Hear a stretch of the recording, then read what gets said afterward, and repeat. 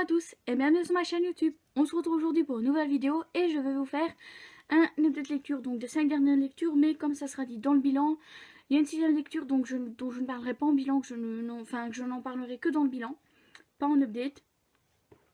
Donc on peut considérer que c'est toutes mes dernières lectures de juin. Donc le premier livre dont je vais vous parler, c'est Le théorème des Catherine de John Green. Donc je l'ai en format poche chez PKJ et comment dire, en fait, je sais plus où je l'avais lu ou si quelqu'un me l'avait dit qu'une fois que même avec nos auteurs préférés, il arrivait qu'on soit déçus. Et c'est le cas ici en fait. C'est ma petite déception du mois de juin. Tout simplement parce qu'en fait, dans ce livre, on va suivre Colin ou Colline du coup, qui est tombé amoureux 19 fois. Et 19 fois, la fille s'appelait Catherine. Donc Catherine comme ça, donc K-A-T-H-E-R-I-N-E. Pas d'autre orthographe, vraiment cette orthographe là. Et 19 fois, c'est Catherine qui l'a largué. Et donc, quand la 19e Catherine le largue, son meilleur ami Hassan décide... C'est Hassan son meilleur ami bon, je ne sais plus. Ouais. Hassan décide en fait qu'ils vont partir en road trip. Donc, il embarque Colline pour un road trip et ils vont s'arrêter dans une petite ville pour aller voir la tombe de quelqu'un de mort, je ne sais plus qui. Mais bref. Et ils vont faire la rencontre de...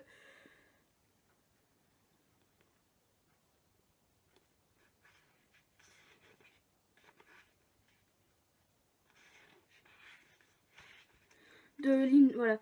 Donc, ils vont faire la rencontre de Lindsay. Lindsay qui, elle, n'est sortie qu'avec un seul Colin. Voilà. Enfin, est en couple avec un Colin d'ailleurs. Et donc de là, ils vont rester là parce qu'ils vont trouver du boulot donc là où ils sont. Donc ils vont passer quelques temps là-bas. Colin va se concentrer sur... comment dire, Colin va se concentrer sur... son théorème pour expliquer pourquoi, parce qu'il cherche à expliquer en fait pourquoi il s'est fait larguer à chaque fois par les Catherine. Voilà, donc il va se rendre compte que son théorème fonctionne pour toutes les Catherine sauf une. J'expliquerai pas pourquoi, mais bref, ça fonctionne pour toutes les Catherine sauf une. Et en fait, j'ai rien ressenti en lisant ma lecture. C'est un peu comme si je lisais quelque chose que j'aimais pas en fait. J'ai rien ressenti. C'est clairement d'habitude quand je lis, je ressens quand même je ressens en fait ce que je lis. Et là, je n'ai pas ressenti ce que je lisais. C'est comme si en fait, c'est pas moi qui lisais l'histoire, mais quelqu'un d'autre. Voilà. Donc, ce livre fait partie de mes déceptions. C'est des choses qui arrivent. J'en ai pas eu beaucoup cette année, donc je pense que je les intégrerai dans le bilan de fin d'année. Bref. Voilà. Mais dans tous les cas, voilà, c'est une déception. Désolée John Green, mais on peut pas tout aimer. Alors ensuite, le prochain livre que j'ai à vous parler, c'est le tome 2 de La Passe Miroir de Christelle Dabos, donc Les Disparus du Clair de Lune. Et contrairement à ce que je croyais, je me souvenais, en commençant ma lecture, les événements du tome 1 me sont réapparus. Et donc déjà, pour commencer dans cette histoire, Ophélie qui habite sur Anima. Donc en fait, le monde a été coupé en plusieurs arches. Donc son arche à elle s'appelle Anima et en fait depuis plusieurs moments, plusieurs mois, années même, les doyennes de son arche cherchent à la marier, sauf que Ophélie a toujours refusé. Elle s'occupe de son musée, etc. Mais elle a toujours refusé d'être mariée. Sauf qu'en fait les doyennes ne vont pas lui laisser le choix de se marier avec Thorn. Thorn qui lui habite sur le pôle, donc qui est une autre arche. Et en fait ils vont lui faire comprendre que se marier avec Thorn, c'est en fait un moyen de lier en fait les deux arches l'une avec l'autre. Et elle va pas avoir le choix, donc elle va partir là-bas. Thorn ne va pas lui laisser le choix, elle va partir sur le pôle. Dans le tome 1, on la suit, donc elle essaie de s'adapter à la vie du pôle, à comprendre comment fonctionne le pôle, les différentes familles du pôle, etc. Tandis que dans le tome 2, c'est vraiment la suite en fait, avec donc le mariage, etc. Toutes les machinations derrière, dont ils sont victimes tous les deux, tout simplement. Et ouais, voilà, j'ai vraiment beaucoup aimé. En fait, ça a été presque un coup de cœur ce livre. Tellement j'étais plongée dedans, j'avais pas envie de quitter Ophélie et Thorn. Et c'est bien simple, dès que j'ai refermé, j'ai dû vraiment prendre un grand self-control pour ne pas l'ouvrir le troisième. Parce que clairement, je pourrais pas attendre 6 mois de plus pour lire le troisième. C'est tout de suite ou c'est jamais en fait. Donc vous l'aurez compris, j'ai vraiment beaucoup aimé ce livre. Ophélie et Thorn, je les aime de plus en plus. Voilà. au final, ben, voilà, au final, il se passe ce qu'il se passe, et j'ai vraiment trop hâte de lire le troisième tome. Alors ensuite, le troisième livre dont j'ai à vous parler, c'est La prison dorée de Erin Watt. Donc dans la saga Les Héritiers, donc dans les 3 premiers tomes tout du moins, on va suivre Ella Harper qui a perdu sa mère il y a quelques mois. Et elle n'a jamais connu son père, mais du coup elle a pris l'identité de sa mère pour pouvoir faire du striptease et continuer à vivre en fait. Sauf qu'un jour au lycée va débarquer Callum Royal et dire en fait qu'il est son tuteur légal, que son père lui a laissé la garde d'Ella en partant. Donc, enfin, à sa mort, il a laissé Callum maintenant qui est le tuteur légal d'Ella. Donc elle va devoir quitter sa vie, elle va devoir aller vivre avec Callum et ses 5 fils. Bref, je ne répéterai pas le nom des 5 fils, mais donc voilà. Donc elle va s'habituer à vivre avec les hommes surtout. Et de là, elle va se rapprocher petit à petit d'un en particulier, donc Reed, c'est ça. Donc dans le tome 1, on va aller voir s'approcher, s'apprivoiser. Il va se passer quelque chose à la fin qui vont faire que... Voilà, c'est une histoire d'amour compliquée comme je les aime. Et dans le tome 2, il va se passer aussi un événement à la fin. Voilà. Mais il faut savoir que ce tome 3, en fait, c'est comme les autres. C'est pas une super grande lecture, mais c'est une bonne lecture quand même. Voilà. J'ai bien aimé donc le dénouement que les autrices, parce qu'elles sont 2 du coup, que les autrices donnent à Reed et Ella. J'ai vraiment bien aimé le dénouement qu'elles donnent à leur histoire. Et ouais, franchement, j'ai vraiment bien aimé. Je vais lire le tome 4 qui est sur Easton, donc qui est le petit frère un des petits frères de Reed. Voilà, donc celui juste après Reed en fait, parce que dans la chronologie des âges, ça fait Gideon, Reed, Easton, Seb et donc Sébastien et Sawyer. J'ai vraiment dit, des fois je me sens plus de Sébastien, des fois je me sens plus de Sawyer, bon bref. Et il va se passer aussi des choses dans ce tome là que c'est un peu compliqué en fait, mais j'ai bien aimé. C'est pas la saga de l'année, hein, clairement, mais ça sait se lire. Donc j'ai bien aimé. Et là, on va entrer dans un coup de cœur, les gars. Si vous avez suivi mon vlog, vous savez de quoi je vais parler. Du tome 8, qui est également le dernier, de la saga Draven de Kay Bromberg, en format poche, chez Hugo Poche. Alors dans celui-là, excusez-moi, je vais spoiler, j'ai dit que je ne spoilerai pas, mais on va suivre Xander Donovan, qui est comme son père, voilà, fait des courses automobiles, donc il fait de la F1 tout simplement.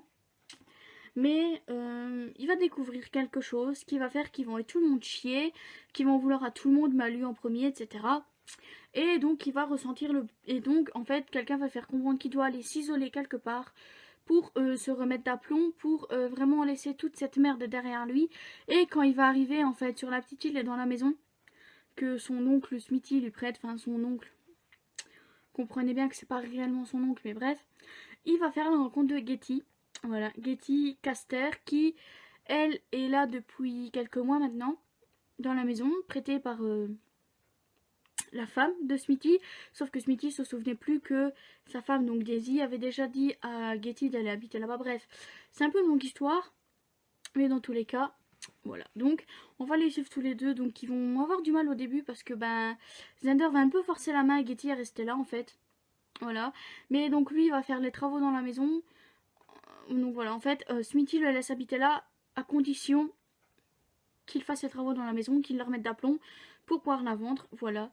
Et donc ils vont se rapprocher tout doucement, tout doucement. Et ce que j'ai bien aimé avec ce livre, c'est que je me suis attachée à Xander en même temps que Getty, et je me suis attachée à Getty en même temps que Xander.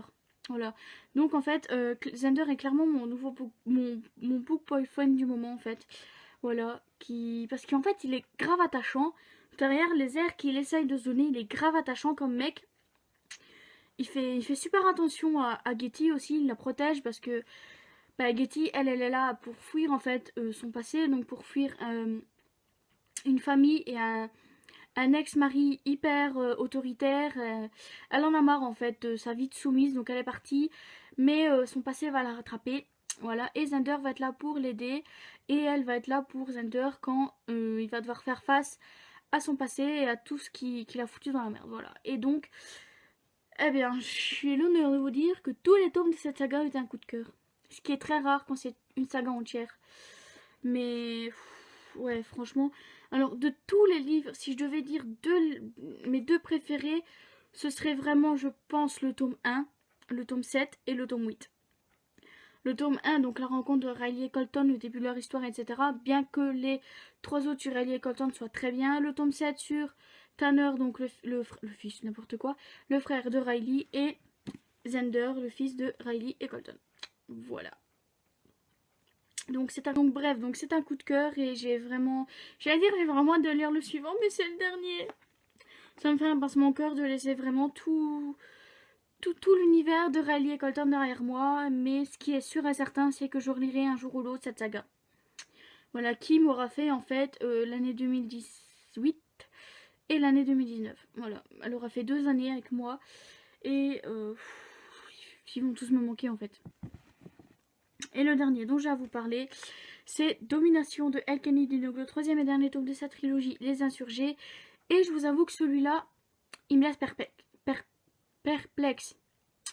Alors, dans celui-là, on va suivre Rilan qui est un peu comme le Rémi de Connor en fait. Et Reese qui, souvenez-vous, est la chef en fait de Foxworth, donc qui est une ville d'insurgés. Et donc, ils vont décider de mener la révolution de mener une révolution contre les exécuteurs, contre le Conseil mondial. Et pour ça, Reese va rallier à sa cause tout le monde. Donc, tous les camps d'insurgés qu'elle connaît. Donc, celui de Connor, celui de... Bref, tout le monde. Et Rilan, en fait, est attirée par Reese depuis qu'il la connaît. Mais elle n'a jamais accepté. Un jour, elle va accepter. Mais ce que Rilan va trouver bizarre, c'est qu'elle veut absolument que Sloane, donc son bras droit, soit là avec elle. Alors là, je vais faire un spoil, gros spoil, mais je pense que ce qui me dérange le plus dans ce livre, c'est le fait qu'ils font ménage à 3. Voilà. C'est le fait en fait que Reese se rend compte qu'elle a besoin des deux dans sa vie, aussi bien sentimentale que sexuelle, hein, on s'entend, et que Rilan c'est pareil, il a besoin des deux dans sa vie, Sloane c'est pareil, il a besoin des deux dans sa vie. Donc en fait, ils forment un couple à 3, et ça m'a vraiment... Je dirais que ça m'a vraiment perturbée en fait. Je pense que c'est ça qui fait que j'ai du mal à me placer sur ce livre, j'ai du mal à savoir si je peux considérer ça comme une bonne lecture. C'est pas une déception parce que en soi j'ai bien aimé que Rilan et Reese arrivent à découvrir que ils fonctionnent mieux à 3 qu'à 2, bref. Et aussi toute la partie sur le Conseil mondial. Et ce que je regrette un peu par rapport à tout ça aussi, c'est qu'on n'a pas la suite sur le Conseil mondial. Donc on ne sait pas si les insurgés arrivent à reprendre le pouvoir, ou si au final ils se sont tous tués. Voilà. Je pense que El Kennedy aurait peut-être dû refaire un autre spin-off pour nous parler de la suite en fait et de la fin de cette histoire concernant insurgés versus Conseil mondial en fait.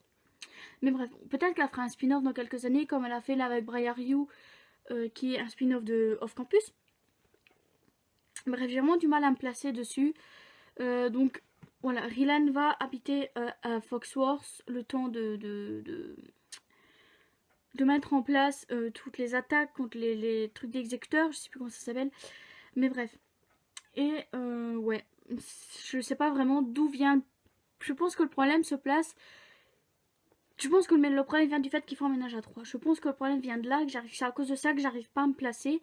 Même là que ça fait presque une semaine que je l'ai terminé, j'arrive toujours pas à me placer. J'arrive toujours pas à savoir ce que je dois en penser en fait. Et c'est vraiment très perturbant. Peut-être que j'arriverai un jour à me placer, à savoir réellement ce que je pense de ce livre. Sinon, bah, ça restera un peut-être très longtemps. Bref, il est temps que ça se termine. Hein. Mais bref, arrêtons-nous là. Oui, arrêtons-nous là. Pour cette vidéo qui devient, ma foi, très longue. Bref, moi je vous dis à mercredi pour une prochaine vidéo. Bye bye!